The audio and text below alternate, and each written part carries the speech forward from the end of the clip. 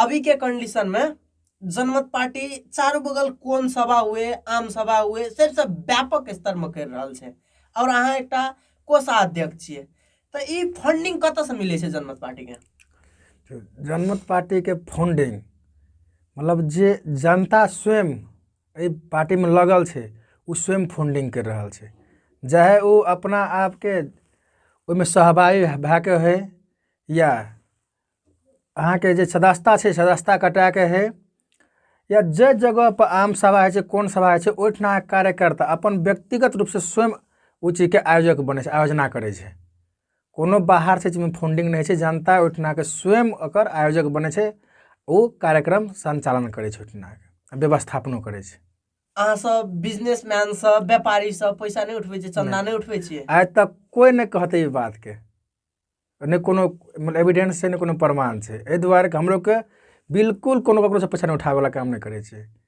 तब अहाँ सबको सहयोग के विदेश से करे या विदेशों से सहयोग हमरा सबके नहीं है, तो स्वयं हम लगल छे तो हम स्वयं उ चीज में लगानी करे छे। जे जनता लगल छे उ स्वयं लगानी करे छे। कहे के मतलब कोनो प्रोजेक्ट पर अहाँ सब नहीं चले छे, स्व इच्छा पर चले छे। अभी सप्तरी जिला के जनमत पार्टी के कोष के अवस्था केहन रहल छे?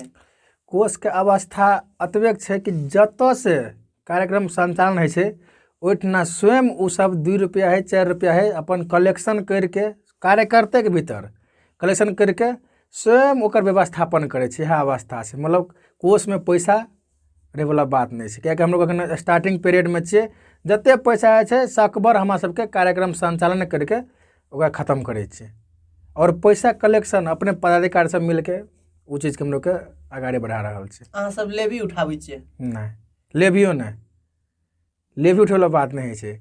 जब कार्यक्रम के संचालन के बात आवे छे तो स्वयं अपने में एटा बने छे कते कर एस्टिमेट छे, अपने में डिवाइड कर ले छे हम पदाधिकारी सब, अगर लेवी नहीं कहल जेते, क्या हमरा सबके अपन काम चाहिए, ते द्वारा अगर लेवी नहीं कहल जेते स्वयं अपन में डिवाइड करके जते पड़े छे ओते करके हम सब व्यवस्थापन कर ले चीज के। क्योंकि सबसे ज्यादा यदि डटे के उठा के देखल जाओ तो सबसे ज्यादा कार्यक्रम करबे वाला पार्टी जनमत पार्टी छे। तो एहि में तो आम जनता के विषय वस्तु और आम जनता के गुनासो यानी स्वाभाविक बात है कत से ओते पैसा आबै छे जे एते कार्यक्रम करे में सक्षम रही छे। और डॉक्टर सीके राउत के पृष्ठभूमि देखल जाओ तो वो अपने कुछ दिन अमेरिका में वैज्ञानिक रहल व्यक्ति छे।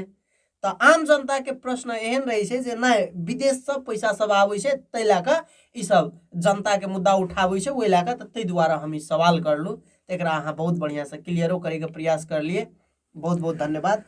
अभी के जनमत पार्टी के सप्तरी जिला के स्थिति केहन छे? पहले से कमजोर भए रहल छे कि और मजबूत भए रहल छे? अहाँ सब देखने हेबै जे पिछला 30 गते के महारैली छले, ओहि में जे जन सहभागिता भेले ओहि महारैली में उ कतौ न कतौ इस चीज के चित्रण कर रहल छे से पहिने के अवस्था में जनमत पार्टी उभर के बहुत आगाड़ी चलि गेल छे और आवे वाला दिन में सप्तरी भर में ना पूरे मधेश जकरा कहै छियै वो पूरे मधेश में जनमत पार्टी के दबदबा रहते। अखनी अहाँ सबका मुद्दा का कमजोर करे के बात कहियो या तो किसान सबको कमजोर करे के बात कहियो, जनमत पार्टी के कार्यकर्ता हुए या आम किसान हुए वे व्यक्ति का प्रशासन अपन नियंत्रण में ले छे और ओकरा पर भारी रकम धरौटी स्वरूप असलल जाय छे। तेकरा अहाँ सब कोन दृष्टिकोण से देखे छिए? जेना मिंतर मुखिया के एग्जांपल लियो। अब कतो न कतो सरकार जे पृष्ठभूमि से येल छे उ वह पृष्ठभूमि दोहरावे चाहे छे अपन मधेशक जनता के ऊपर।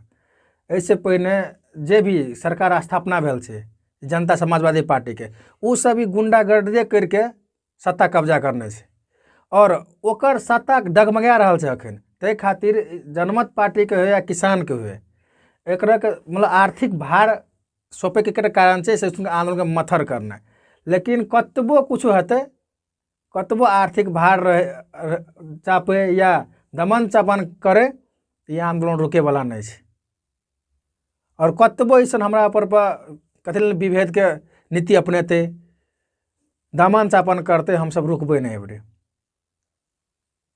अहाँ सबके टारगेट पॉइंट जसपा स्पेशल छे कि औरो पार्टी सब छे? हम लोग को कोनो पार्टी स्पेशल नहीं है, हम लोग के सरकार स्पेशल छै, हम लोग सरकार से मांग करना छै, कोनो पार्टी विशेष हम लोग के मांग नहीं करे छै।